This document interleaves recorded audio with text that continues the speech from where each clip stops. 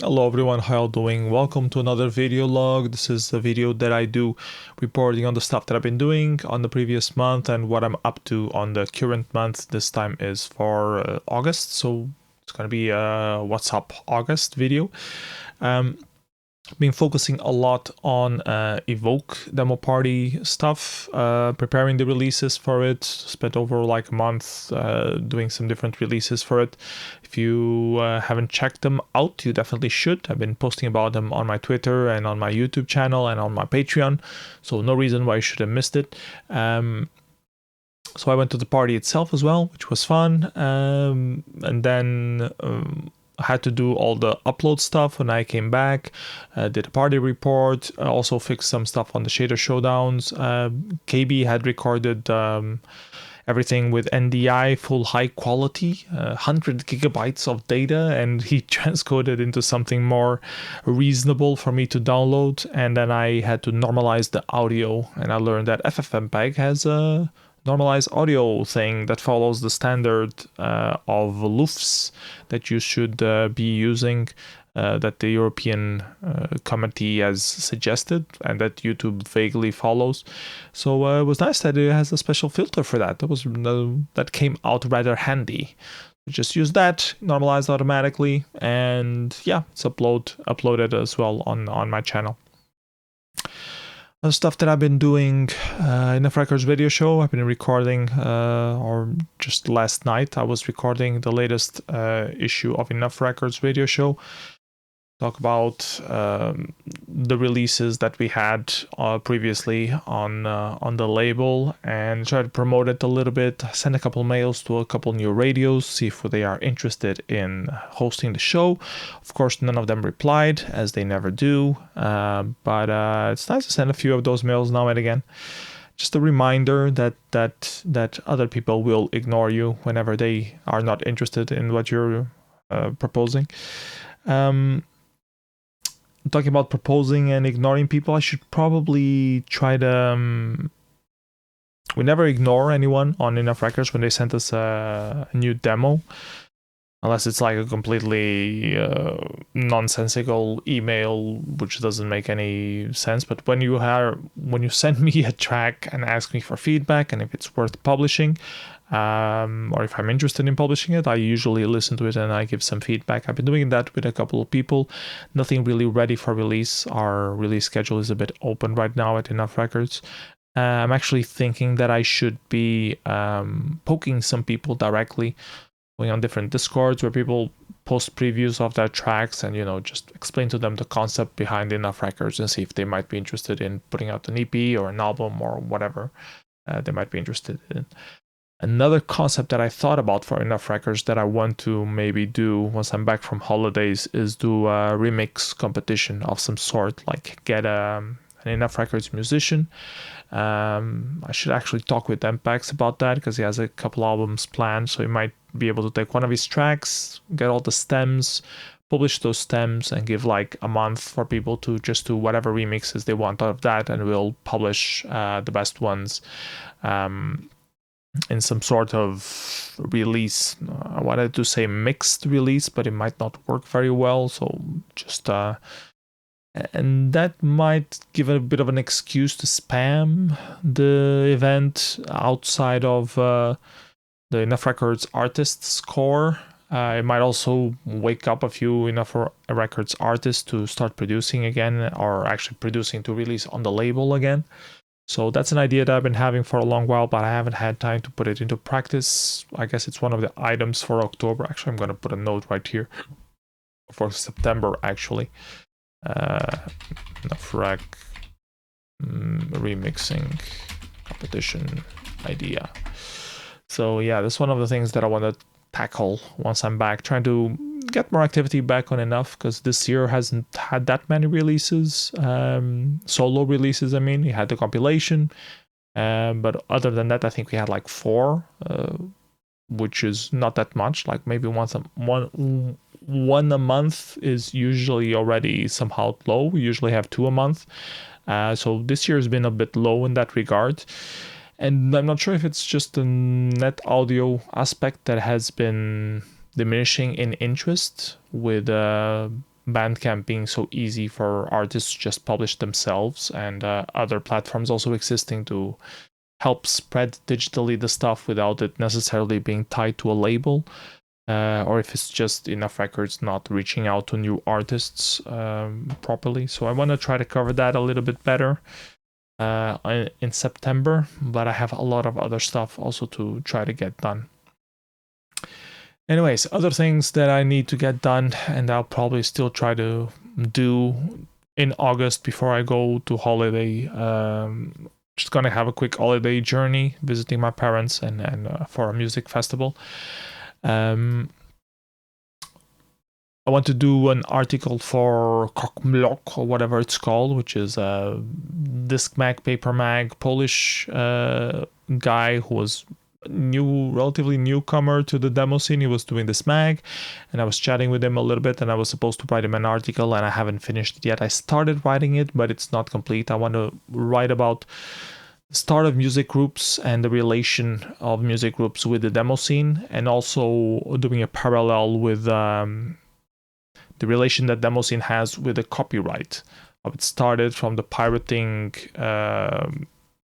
scene, the cracking of games, and how it evolved, and how it has some inner rules on how we judge ripped graphics, stolen graphics from other people, from each other, and especially in music in particular, because there's this whole tracked music. People used to sample each other or steal each other's samples a lot, and how it evolved, and how mainstream also steals from the demo scene as well, and report a few of those cases as well. They are known, but I just want to do like an article sort of summarizing it, but I'm a bit worried that it might end up being like too long, being too historically deep, which ends up being boring. So that's why I started writing it, but then I didn't continue it because it felt like it was getting too boring just describing the history of stuff.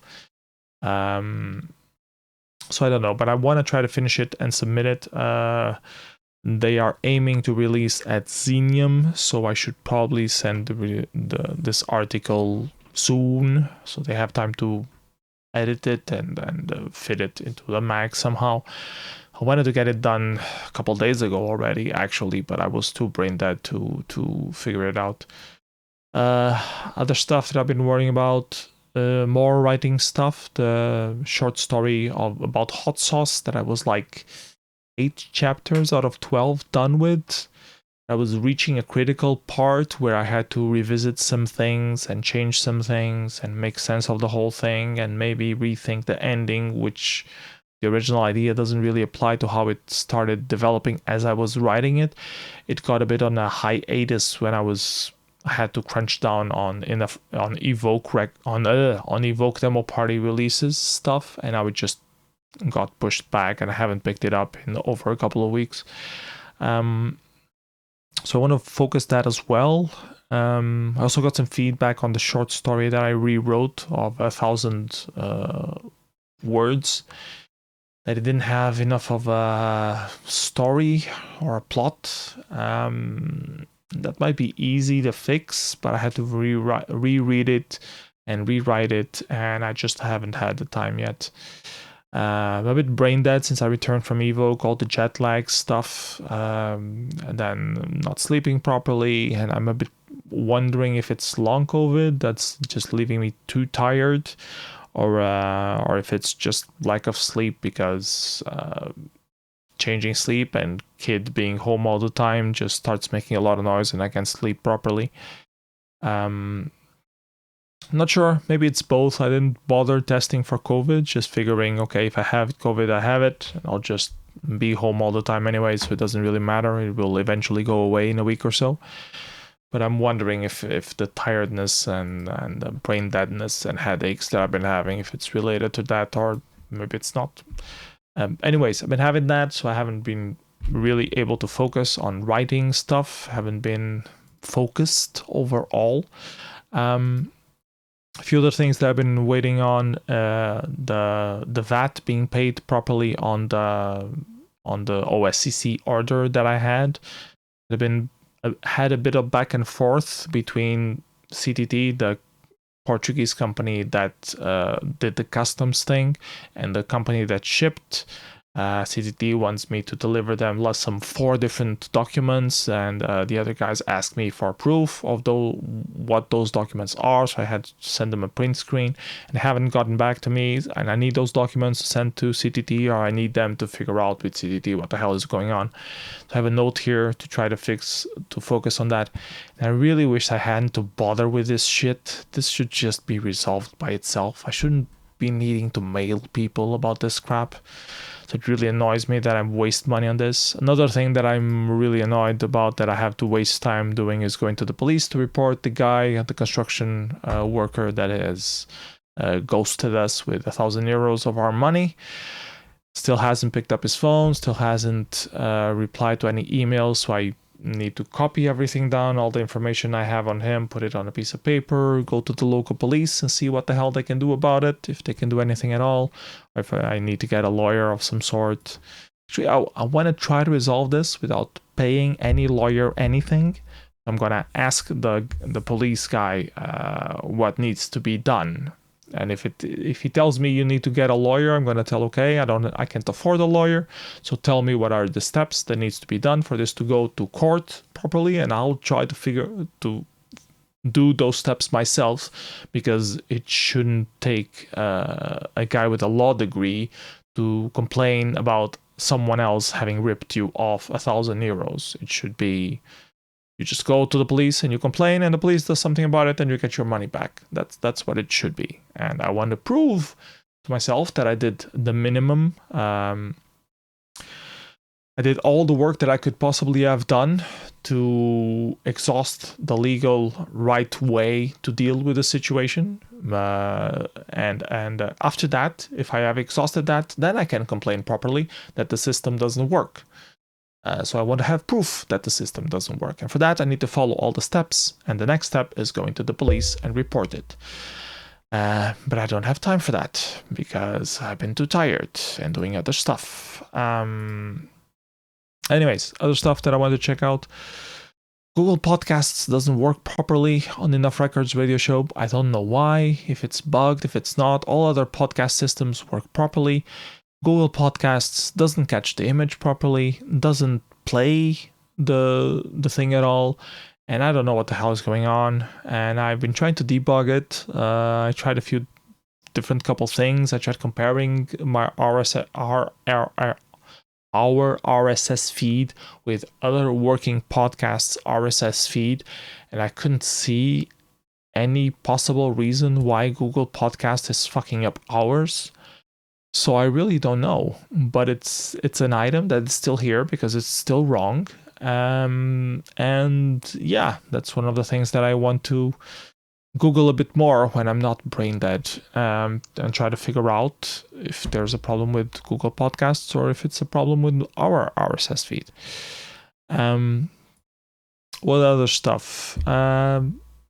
Traveling, trying to get a scaler for Inertia, either an Extron DSC 301 HD, which Charlie recommended, and I looked up, but the only few available were from the United Kingdom and were not shipping to Portugal, or trying to get an O-Ray XT4000, which I just saw a random video about it on the internet, but they do seem to be a bit more widely available than the Extrons. I was also checking some cheap scalers, but the videos that I saw about that were only talking about, well, they were so cheap that they had both HDMI in and SCART in, and the people doing the video reviews only talk about the damn SCART in. I don't care about the SCART in. I already have an OSSC to handle the SCART input. I want something that will take 480p or 596, whatever, 572, whatever the resolution is, and give me a proper 720 or 1080 output on HDMI, so that then the 18 mini will not fuck up when it's capturing it, because I know the S60 that I have will probably handle that. The Elgato S60 will probably handle the capture properly, But I'm worried that the Atom Mini will not handle it. So if we had to do it live, it will screw up. So either I have to pre-capture the stuff, or it will be non-streamable. And I haven't tested it with the Spectrum Next actually, and that would be a good test. But I don't have the Atom Mini. It's Genio that has the Atom Mini. Probably get an Atom Mini for myself though at some point, and some HDMI cameras while I'm at it, so that I can, instead of having this webcam, I could have, I saw some cheap HDMI cameras. I'm worried about if they're high quality enough. I know they need good lighting. They only have HDMI output. That's what they do. And that's why they're so cheap, I guess. They don't have any other functionality, just to have video and the HDMI. Plug in the HDMI. I guess they get powered through the HDMI. I don't know how they get powered. Maybe they have also a power socket thingy. Not sure. Anyways, they only have that. And they have HDMI output. So if I had an Atom Mini, I could plug several HDMI stuff. I could plug the Mister. I could plug the ZX Next. I could plug an extra computer. And I could plug the camera. And I could do all the stuff on Atom Mini, connect it with USB to the computer, and have the preview on OBS of Atom Mini. That would be handy for recording stuff with external hardware, which I hopefully plan to do some more at some point. I've been updating my Mister a little bit. I tried it yesterday, just did an update, all the cores, and tried a few arcade games. Want to try a few more things with it in the future, play some demos for different platforms and see how well they do. I remember finding a bug for the Apple II, and I never reported that on the core, so maybe I could revise that and see how that works out. Things like that. But it was very hard for me to capture the Mister properly because it wasn't working properly with the S60. But I think I have figured out that the problem was the cable, because I wasn't doing and I've been reading a little bit more about HDMI cables. There are 3 different types of HDMI cables, depending on speed. There's the normal HDMI, there's the fast HDMI, I think it's called, and the ultra fast HDMI.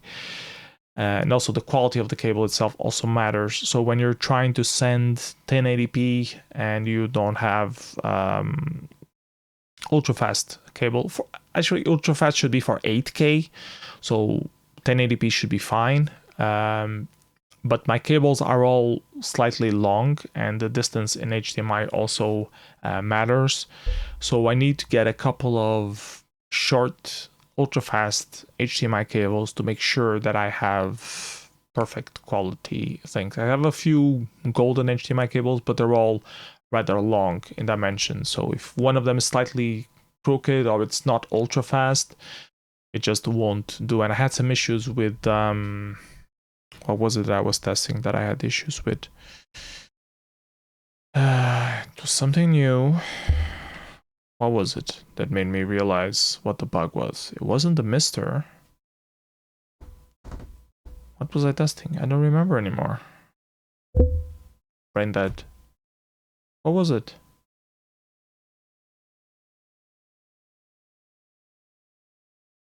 It wasn't the Mister. I know that much.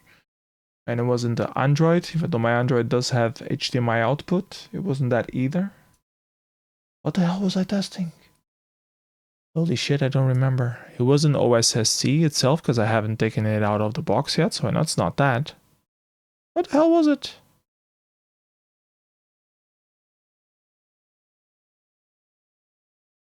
Oh, it was one of the consoles. It was one of the consoles. It was the PS3, I think, that I had problems connecting, and I ended up concluding it was because of the cable. When I used a very high quality cable, it didn't have problems.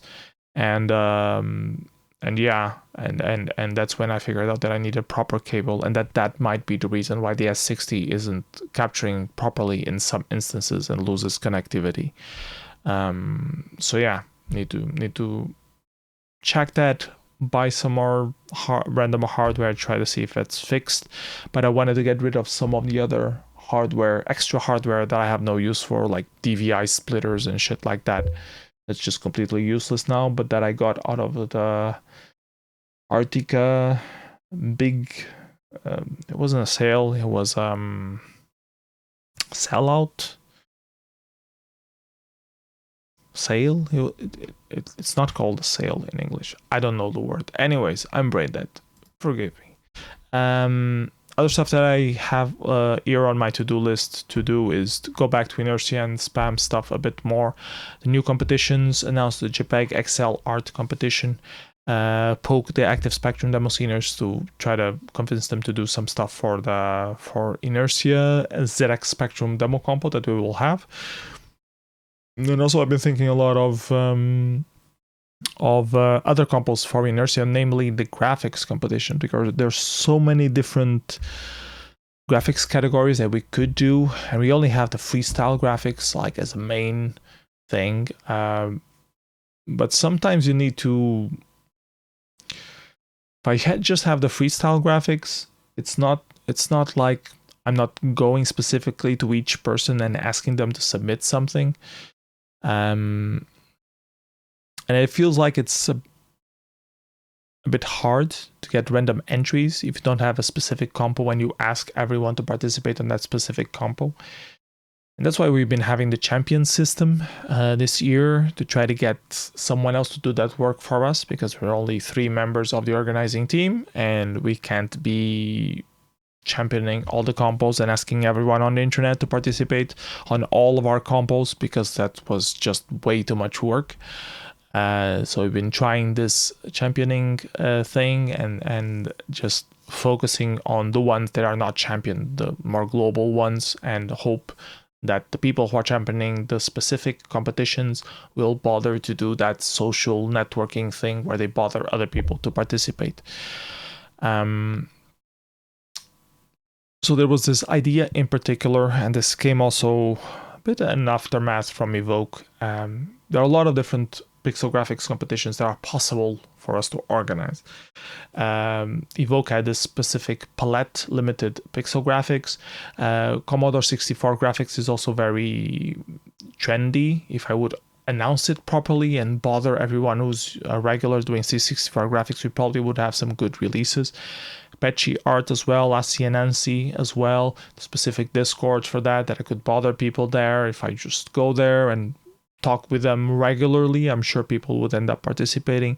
Teletext is another category. 3D graphics is also a thing that we should be trying to promote more in the demo scene.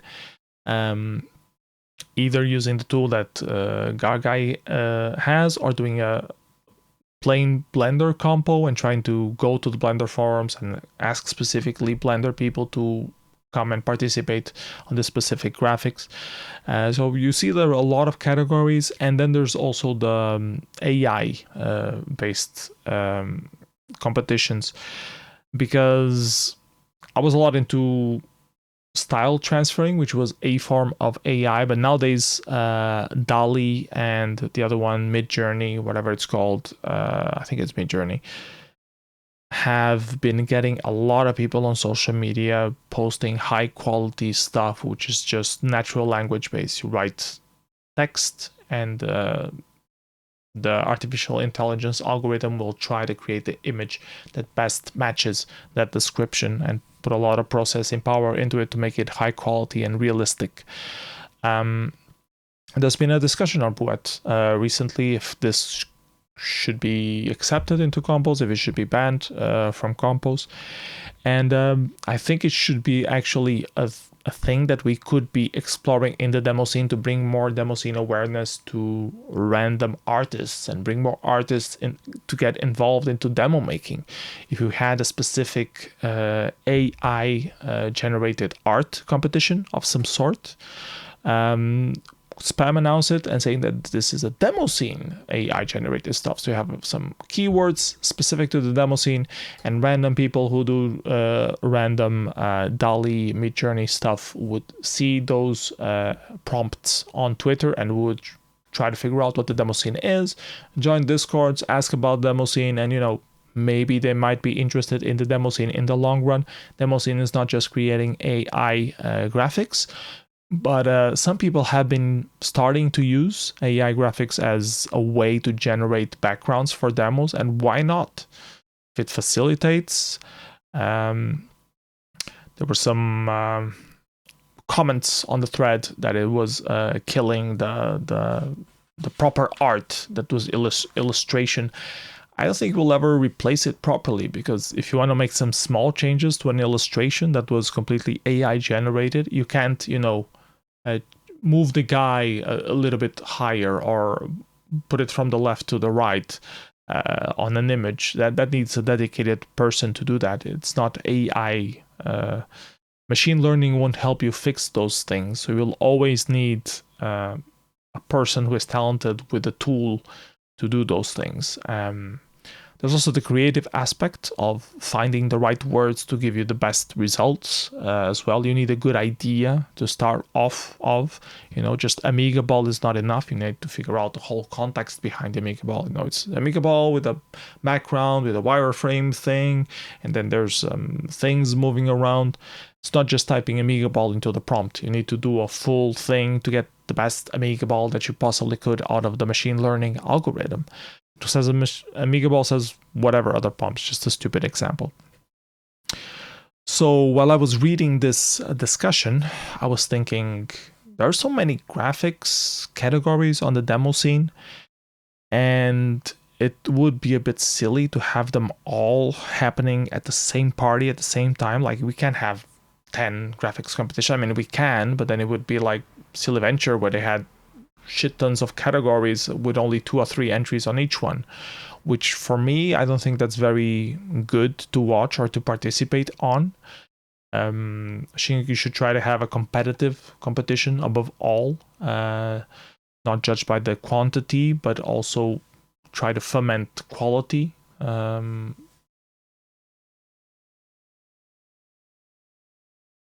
in that sense, they try to get more diversity, and diversity is good. But if you only have 2 or 3 of each one, you should be bundled into a larger compo.